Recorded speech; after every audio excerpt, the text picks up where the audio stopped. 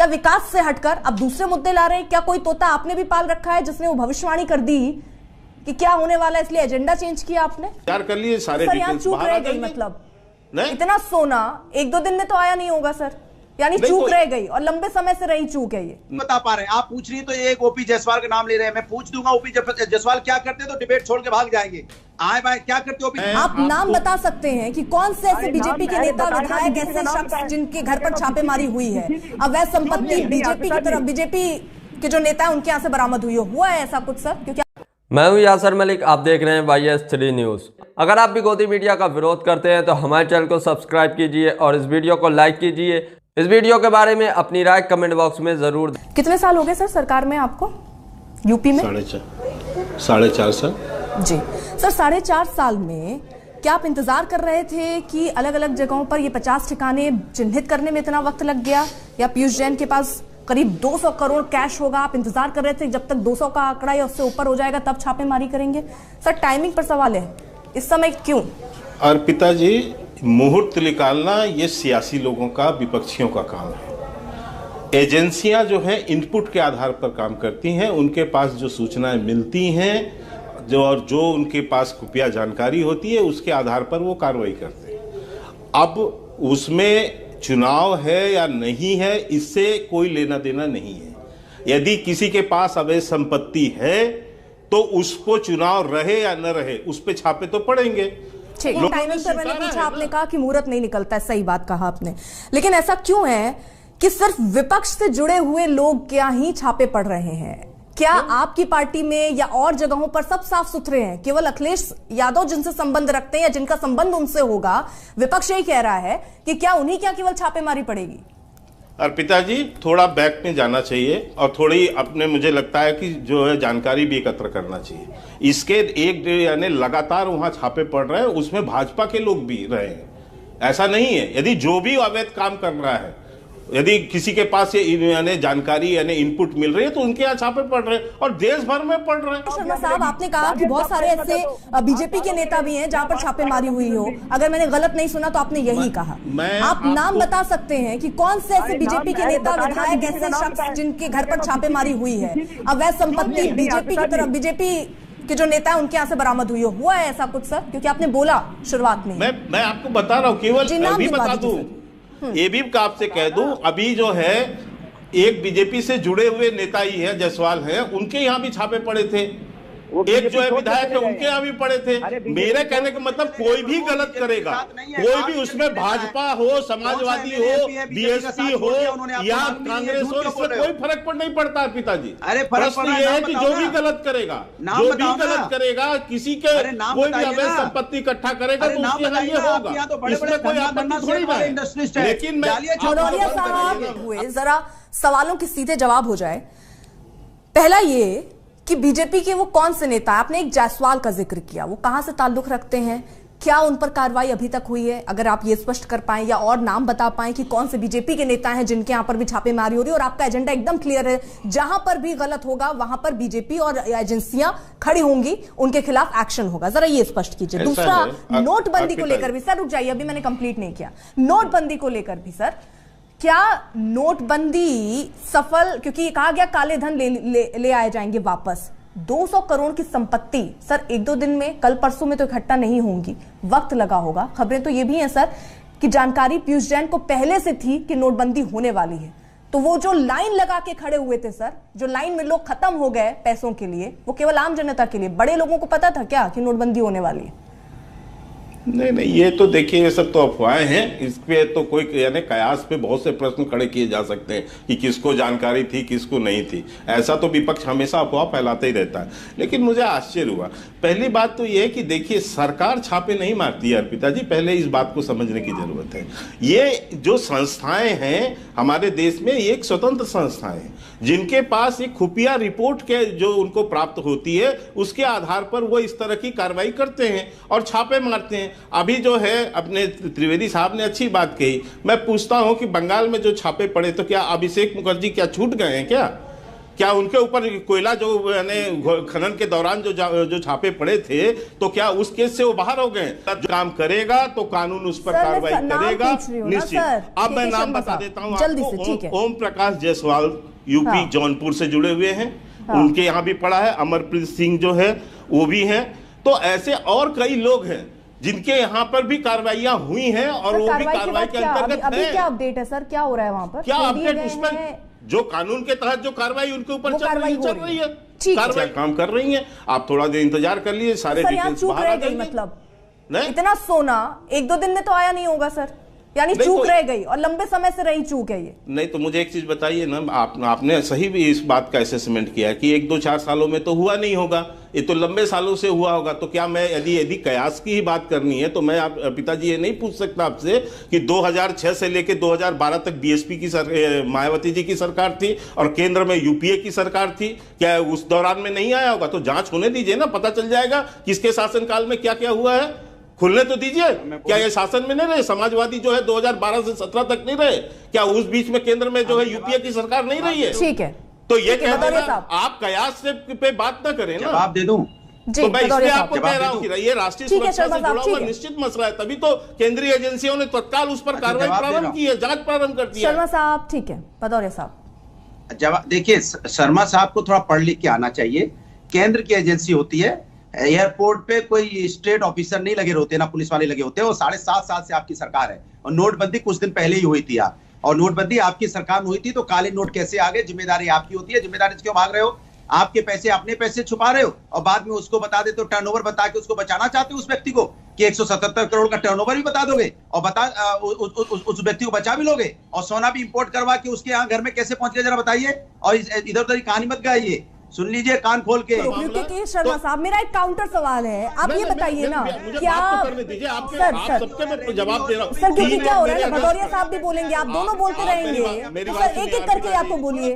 अर्पिता जी मेरी बात सुन लीजिए पहले। मेरे विपक्ष में 3 लोग बोल रहे हैं, मुझे जवाब देने का मौका दीजिए। मैं अकेला व्यक्ति खड़ा हूँ आपके सामने, आप 3 लोग। शर्मा साहब अगर सवाल का सीधा जवाब हो तो ठीक है, घुमाने से सर कोई फायदा नहीं है। मैंने तो सीधा आपसे कहा सर, वो ये पूछ रहे हैं वो क्या व्यापार करते हैं, अगर आपके पास ये जानकारी हो तो वो जानकारी दे दीजिए। फिर मेरा काउंटर सवाल है, मैं वो भी रखना चाह रही हूँ सर। नहीं अर्पिता जी, मैं किसी की हिस्ट्री लेकर थोड़ी ना बैठा हूँ, मैं पार्टी का प्रवक्ता हूँ, मैं किसी की हिस्ट्री लेकर घूमूंगा क्या? आपने नाम पूछा, मैंने बता दिया, आप पता करा लीजिए उनका। जब आप ये कहते हैं कि आपकी सरकार अच्छे काम कर रही है, आपको याद होगा किस एजेंडे के साथ आप उतरे थे? विकास का एजेंडा था, जाहिर तौर पर याद है सर कि मैं एक बार फिर से वो नारा याद दिलाऊं सर, याद होगा आपको। विकास के एजेंडे के साथ आप उतरे थे। आज अमित शाह जब रैली करते हैं सर, तो वो क्यों विकास की बात नहीं कर रहे? 370 गिनाते हैं, जो 3 तलाक वापस हुआ उसकी बात करते हैं, मथुरा का एजेंडा चुनाव में आ जाता है, रामलला का मुद्दा तो चल ही रहा था, क्या विकास की बात? क्योंकि आज अखिलेश यादव ने जब कन्नौज में प्रेस कॉन्फ्रेंस की, उन्होंने विकास की बातों पर बात की कि कन्नौज के लिए क्या क्या योजना समाजवादी पार्टी ला रही थी और बीजेपी की तरफ से वो सब नहीं किया गया। आप क्या विकास से हटकर अब दूसरे मुद्दे ला रहे हैं? क्या कोई तोता आपने भी पाल रखा है जिसने वो भविष्यवाणी कर दी कि क्या होने वाला है, इसलिए एजेंडा चेंज किया आपने? अर्पिता जी, कितने मिनट का भाषण था अमित शाह जी का? आपने पूरा भाषण सुना है उनका?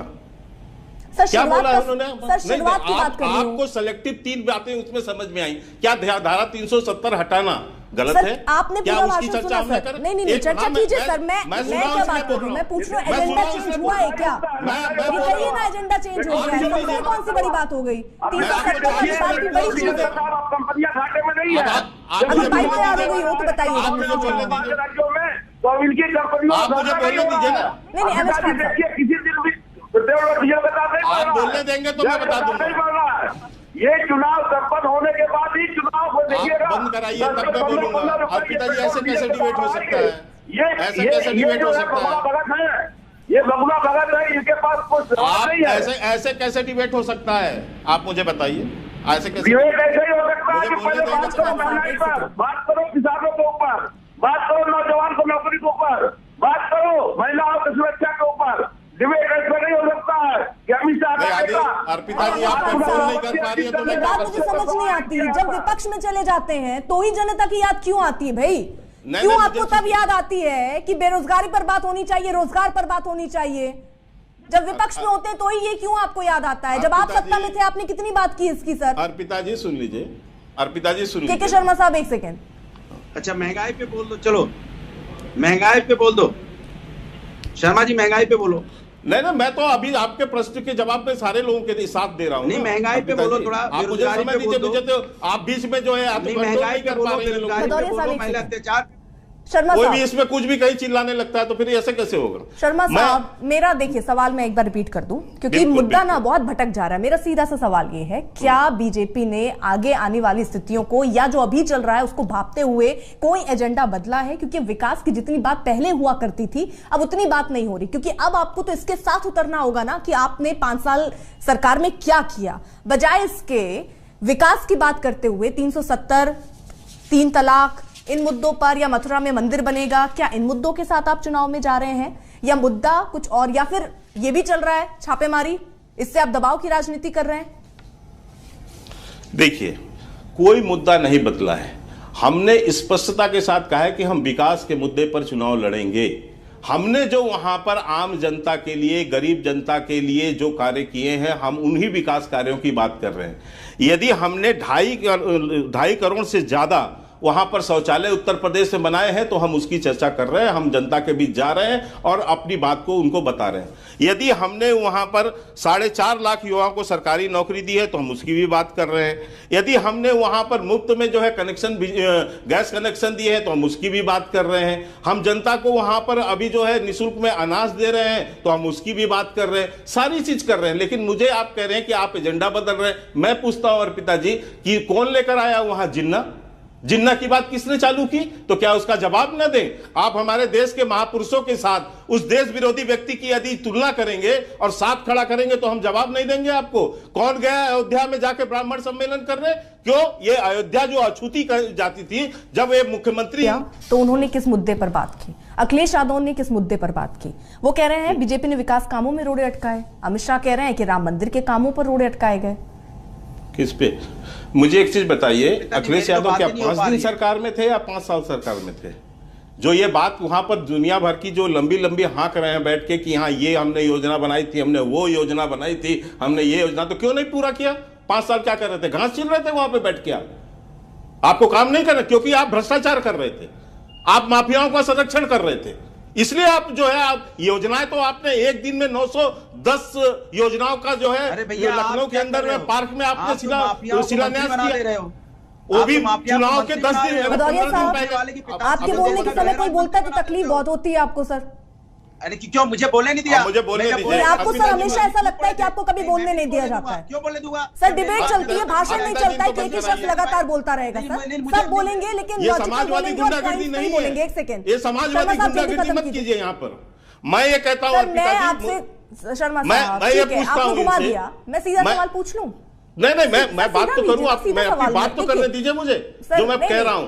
मैंने ये पूछा, आप ये बार-बार इतना कुछ कह रहे हैं। बदला है कि नहीं बदला है सर? राम मंदिर, मथुरा, 370, 3 तलाक, यही मुद्दे हैं। आज क्यों नहीं अमित शाह गिना रहे थे कि जैसे हमने ये काम शुरू किए, हमने ये विकास की योजनाएं शुरू की? ये योजनाओं का जिक्र अगर होता भी है तो बहुत कम होता है। जिक्र राम मंदिर का होता है, जिक्र मथुरा का होता है, योगी आदित्यनाथ मथुरा की बात कर देते हैं, केशव प्रसाद मौर्य मथुरा की बात कर देते हैं। तो बताइए ना, एजेंडा चेंज किया है आपने या लग रहा है कि आगे रात मुश्किल है? देखिए मैं जवाब दे दूं, मुझे अब शांति सर इसी पर दीजिएगा, मैं बहुत शांति से सुनूंगी अगर मेरे ही सवालों का जवाब आपके उसमें आऊंगा, बिल्कुल आपके इस पे आऊंगा। मैं आपको कह रहा हूं, अभी आपने पहले तो आपने कहा कि वो विकास का जिक्र ही नहीं करते, फिर आप कह रहे हैं कि थोड़ा सा जिक्र करते हैं, फिर आप इस पे आ रहे, तो धीरे धीरे आप स्वीकार लेंगे क्योंकि 40 मिनट यदि उनका पूरा भाषण आप सुनेंगे तो आप उसमें तमाम, लेकिन उसमें इन बातों का जिक्र भी है और जनता के लिए सवाल है। बिल्कुल मैं इसीलिए कह रहा हूं, और इस बातों का जिक्र क्यों है मैं अभी बताता हूं आपको। यह एक चीज आपको मानना चाहिए, उत्तर प्रदेश में अयोध्या, काशी और मथुरा 3 ऐसे तीर्थ स्थल हैं जिसमें से बहुत बड़ा व्यवसाय, बहुत बड़ा रोजगार जनता को मिलता है। इसका विकास करना, क्या इससे वहां पर तीर्थाटन नहीं बढ़ रहा? क्या वहां रोजगार नहीं मिल रहा लोगों को? क्या वहां पर पर्यटन नहीं बढ़ रहा है उत्तर प्रदेश के अंदर में? क्या वहां की आमदनी नहीं बढ़ रही है? तो उसकी बात क्यों ना करें? यदि हम ये तो कभी अयोध्या की बात हम जब करते थे, आज तो ये कहते हैं कि अयोध्या पर भी ये अपना अधिकार जमाने की बात कर रहे हैं। ये कह रहे हैं कि साहब ये तो ऐसा हुआ था, कांग्रेस कहती है हमने शिलान्यास किया था। लेकिन यही लोग थे ना, यही लोग थे जो कार सेवकों के निहत्तों कार सेवकों की इन्होंने हत्या करवाई। यही लोग थे वहां पर जिन्होंने भगवान राम मंदिर का विकास होगा, उससे रोजगार बढ़ेगा, है ना सर? क्यों नहीं बढ़ेगा साहब? आप मुझे एक चीज बताइए, यदि हम वहाँ क्लियर हो गया सर, एकदम क्लियर हो गया। यही तो पूछ रही थी। मेरी बात होने दीजिए, मेरी बात होने दीजिए। नहीं सर, भदौरिया साहब को भी बोलना है सर, आप सब कैसे भी ज्यादा। वहाँ एम्स बन रहे हैं, वहाँ नए मेडिकल कॉलेज खुल रहे हैं, वहाँ पूर्वांचल एक्सप्रेस बन रहा है, वहाँ पर जो है तमाम और योजनाएं जो है लागू हो रही है, साथ में ये भी हो रहे हैं। तो उसका भी जिक्र क्यों ना करें? ठीक है। और शर्मा साहब आप प्लीज आप बोलिएगा मत, भदौरिया साहब को भी कंप्लीट करने दीजिएगा। जी देखिए इनका झूठ देखिए। यहाँ पे ये बन रहा है, वहां वो बना कुछ भी नहीं है, सब बन रहा है। मतलब सबका इन्होंने शिलान्यास किया है कि चुनावी शिलान्यास जिसको बोलते हैं। और जहां तक ये आपने इतना कुरेदा सब कुछ बोला, लास्ट में इनका एजेंडा क्या है? वही घूम रहे। धर्म हमारा आस्था का विषय है प्रभु, राजनीतिक विषय नहीं है। धर्म के बारे में बोलेंगे तो भागने लगोगे। अयोध्या में जरा बता दो, राम के बारे में कौन सा शब्द है जो सब मंदिरों में, राम के मंदिरों में बोला जाता है? जरा बता दीजिए कौन सी राम के बारे में कौन से दो शब्द, दो लाइन बता दीजिए जो हर मंदिर में अयोध्या में पढ़ी जाती। बताइए। कहो मैं कहो पहली लाइन बता दें, दूसरी आप बता दोगे? प्रभु राम के बारे में कौन सी लाइन पढ़ी जाती है आरती के नाम पे? बताइए भैया, बताइए। चलो मैं सुनना चाहता हूँ। अर्पिता जी, मैं पहली लाइन बताओ। अर्पिता जी जवाब दूं? बताओ। अरे पहले जवाब दूं इनको? मैं जवाब दूं? लाइन बताओ, जवाब मत दो, लाइन बताओ। सुन लीजिए भैया, सुन लो। अरे मैं तुम्हारे क्यूज क्वेश्चन में क्यूज उसमें थोड़ी ना आया हुआ हूँ। मैं तुम्हें पूछता हूँ तुम्हारे नाम से, आपके नाम पर तो भगवान राम का नाम आना ही नहीं चाहिए। इसलिए नहीं आना चाहिए कि राम भक्तों के हत्यारे हैं। आप किस मुंह से बात कर रहे हैं? आप किस मुंह से बात कर रहे हैं? राम भक्तों की हत्या करने वाले लोग आज भगवान राम की बात कर रहे हो।